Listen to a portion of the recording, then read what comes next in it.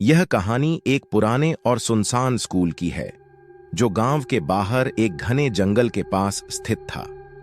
इस स्कूल के बारे में गांव में कई तरह की भयानक कहानियां प्रचलित थीं, लेकिन फिर भी बच्चे वहां पढ़ने जाते थे क्योंकि गांव में और कोई स्कूल नहीं था। इस स्कूल में एक पुराना पुस्तकालय था जो सालों से बंद पड़ा था। कोई भी बच्चा उस पुस्तकालय के पास जाने की हिम्मत नहीं करता था क्योंकि वहां अजीब अजीब आवाजें सुनाई देती थीं। रात के समय तो पुस्तकालय के खिड़कियों से अजीब सी रोशनी भी आती थी। एक दिन 5 दोस्तों का एक समूह, रवि, सुमित, निखिल, रीना और पूजा ने उस पुस्तकालय का राज जानने का फैसला किया। वे सभी पढ़ाई के बाद स्कूल में रुक गए और अंधेरा होने का इंतजार करने लगे। जैसे ही रात हुई, वे पांचों चुपचाप पुस्तकालय की ओर बढ़े। पुस्तकालय के दरवाजे पर पहुंचकर वे सब कुछ देर के लिए डर से कांपने लगे, लेकिन हिम्मत जुटाकर उन्होंने दरवाजा खोला। अंदर बहुत अंधेरा था और धूल जमा थी। अचानक एक ठंडी हवा का झोंका आया और दरवाजा अपने आप बंद हो गया।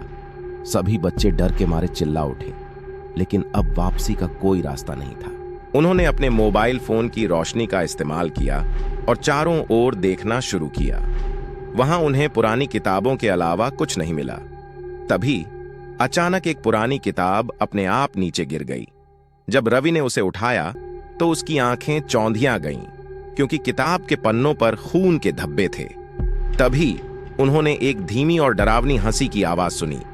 वे सब खौफ से कांपते हुए पीछे मुड़े और देखा कि एक धुंधली आकृति धीरे धीरे उनकी ओर बढ़ रही थी। यह देखकर उनका खून जम गया। वह आकृति किसी समय के पुराने शिक्षक की आत्मा थी जिसने उसी पुस्तकालय में आत्महत्या कर ली थी। बच्चों ने किसी तरह अपनी हिम्मत जुटाई और भागने का फैसला किया। उन्होंने दरवाजा खोलने की कोशिश की, लेकिन वह जाम हो चुका था। अब उनके पास कोई चारा नहीं था। तभी रीना को ध्यान आया कि दरवाजे के ऊपर एक पुराना मंत्र लिखा हुआ था। उसने उसे जोर से पढ़ा और दरवाजा अचानक खुल गया। वे सभी बच्चे बिना मुड़े दौड़ते हुए बाहर निकले और सीधे अपने घर पहुंचे। उस रात के बाद उन्होंने कभी भी उस पुस्तकालय का रुख नहीं किया और गांव वालों को भी इसके बारे में बताया। गांव वालों ने अगले ही दिन स्कूल के उस हिस्से को हमेशा के लिए बंद कर दिया।